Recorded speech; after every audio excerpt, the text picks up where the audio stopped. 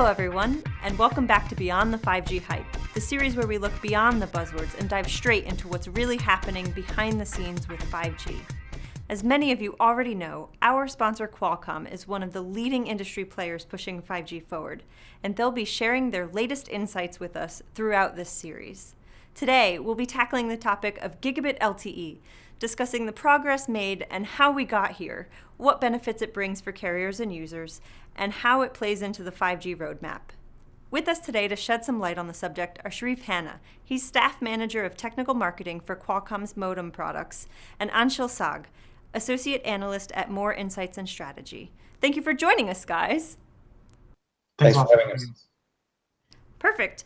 So Sherif, I want to start with you. I mean, there's a lot that's been talked about in terms of Gigabit LTE recently, not just from Qualcomm, but also from the carriers.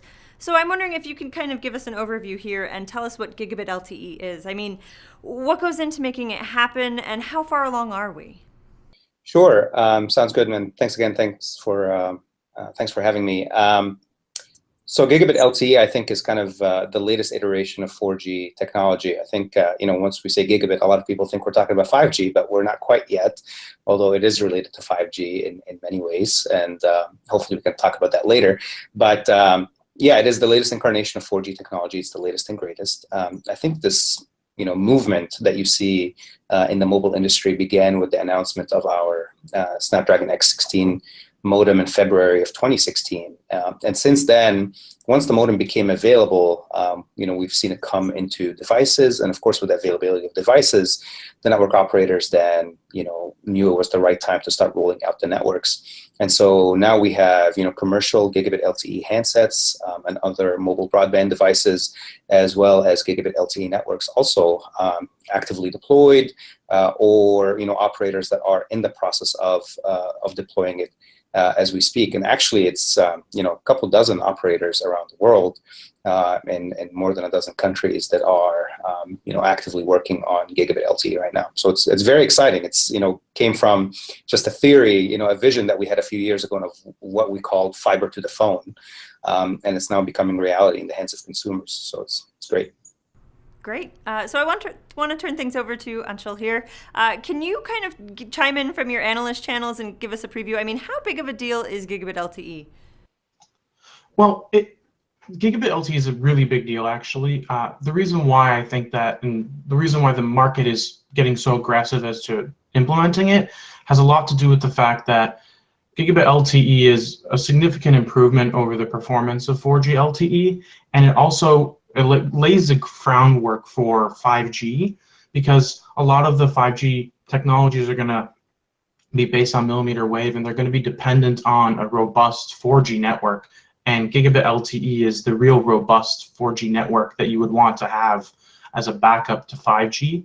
And the other thing is that, like Sherif mentioned, there's a lot of network operators that are already rolling out Gigabit LTE, and some have already rolled it out completely or are near completion, and all four of the big US carriers are already in the process of doing so. So it's not really a question of if, it's really a matter of when. And I think that when you look at how the carriers are implementing today, there's significant appetite for them to roll it out as fast as possible, because they want their devices to be as efficient using on the network as possible. Okay, perfect. So I want to turn this back to Sherif then to maybe talk about some more of the benefits of Gigabit LTE. I mean, there's so much hype around it, but what are the actual benefits in terms of both the operators and the users? Sure. Yeah, I think this is a situation where almost everyone involved in the ecosystem benefits. So from an operator perspective, Gigabit LTE technologies allow the operators to make more efficient use of the spectrum they already own. So we're essentially using more advanced technologies like 4x4 MIMO and 256 QAM to push more bits per second over every hertz of spectrum that the operator uses, and so they get better utilization of the spectrum that they paid a lot of money for. But then also, as a result, they get efficiencies. So Gigabit LTE devices use the LTE network much more efficiently. So for example, if you're talking about streaming video, a Gigabit LTE device actually uses a fraction of the network resources in order to stream the same quality video. And when you have a competitive environment, for example, in the United States, where unlimited data plans are back, what do consumers do when they have unlimited data plans? They watch video, right? And so the operators need a way to cope with the increase in demand on their network without the network slowing down or collapsing under the increased demand. And so Gigabit LTE really gets them there because they can pack more devices in more efficiently on the network all at the same time. And of course, if a device is downloading something really quickly, it opens up the capacity of the network for other users to use the tower at that time. And so from an operator perspective, it's very easy, right? It's better utilization of the assets they already have, and higher capacity that benefits all users, not just those with Gigabit LTE devices. On the user side, of course, almost any app that we use today on smartphones is a connected app, right? It requires some sort of internet connection in order to function properly. And it's funny because we used to say maybe not the calculator app, but even calculator apps now, they do currency conversions, which you would need a live internet connection for. So even that requires an internet connection. So anything that the user does with their phone, as long as it requires an internet connection, basically gets better with Gigabit LTE. So if they're downloading a file from the cloud, let's say they're storing all their photos or videos in the cloud, or their files in something like Google Drive or Dropbox, downloading email attachments, downloading the latest Instagram or Snapchat stories, all of it gets better with Gigabit LTE. And it also opens up possibilities for new applications, right? So it makes the existing ones better, but also makes new ones possible. So for example, virtual reality and 360-degree video is an emerging use case. And with Gigabit LTE, you actually get the speeds on the mobile device that are fast enough to support streaming VR video at the highest quality. And it's actually faster than most people's home broadband. And so it ends up that to experience kind of the latest, trend in entertainment and media, which is 360-degree video and VR, you may actually get the speeds that you need on your mobile device over LTE than over, the Wi-Fi that you have at home, which is kind of amazing, right? It's kind of the reverse of the conventional wisdom, right? And so, it makes everyday experiences better and then opens up the possibilities for new experiences. And same thing for the app developers, right? Every app becomes better. And then once the app developers start internalizing the fact that the cellular connection is now the fastest connection that the user can get their hands on, the behavior of the mobile apps themselves can change. And we look forward to seeing how the app developers will kind of adapt their apps to this new reality where, Gigabit LTE means that the connection in the user's hand in their smartphone is the fastest internet connection they have access to. Oh my gosh. Okay, so this sounds like it's a pretty big deal. So Anshel, can you tell us, is this out live anywhere in the world? And what does it look like in practice rather than in just theory? Absolutely. So I've seen it in multiple places, but the one I've seen where it's the biggest deployment at once was actually in Australia on Telstra's network. I was able to actually go around their network and try out multiple use cases, 360 video, live streaming. I was actually able to take a gaming laptop with me in front of the Sydney Opera House and play Overwatch and stream it simultaneously while gaming with no latency whatsoever. So there's a lot of applications for it that a lot of people don't even realize. It's essentially like carrying a fiber line with you wherever you go.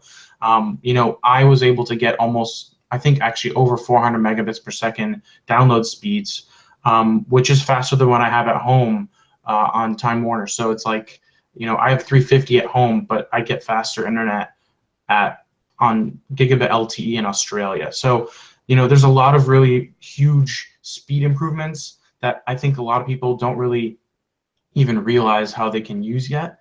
I wish I had my 8K 360 camera with me when I went to Australia, but there's a lot of applications that are just coming out that we don't even realize we can use for Gigabit LTE. So I think there's a lot of potential. I also went to a basketball game in New Orleans, and I was able to get 500 megabits per second inside the stadium while the game was going on. So that was on Sprint, and it's crazy. Like I honestly don't even know what to do with it at this point. But there's some applications like AR and VR that are obvious ones, but there's so much that application developers can do that it's kind of mind-boggling. Okay, that sounds crazy. So I want to turn things back over to Sherif to give us a little bit of context. I mean, this sounds great in the short term, but what does this mean for 5G? I mean, where does it fit in that roadmap? Right.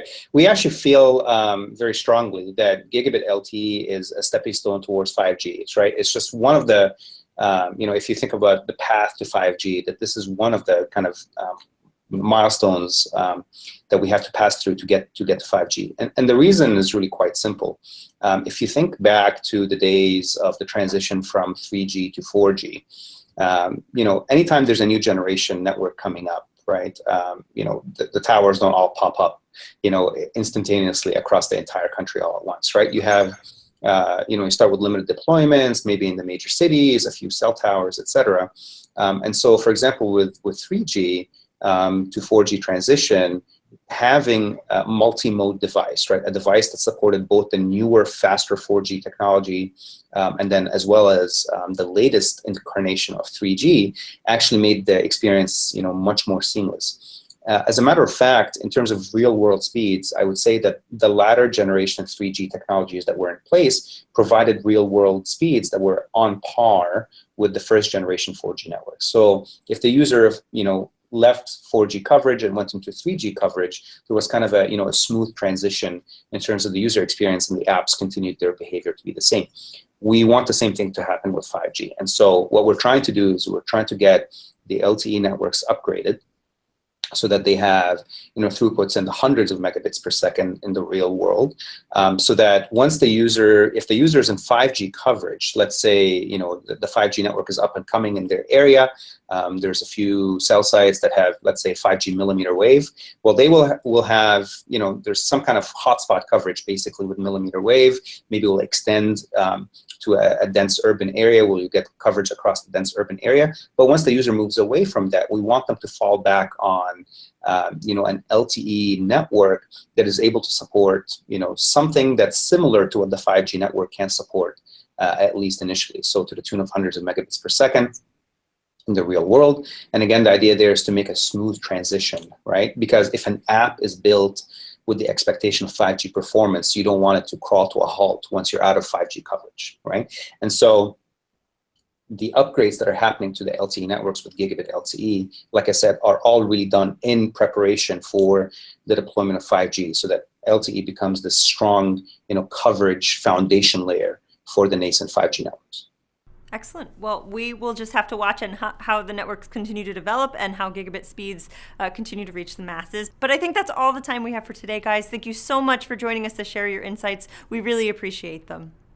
Thank you. Thank you. All right, everyone. We will be back again with another episode soon with more insights behind the 5G hype with Qualcomm. So be sure to stay tuned.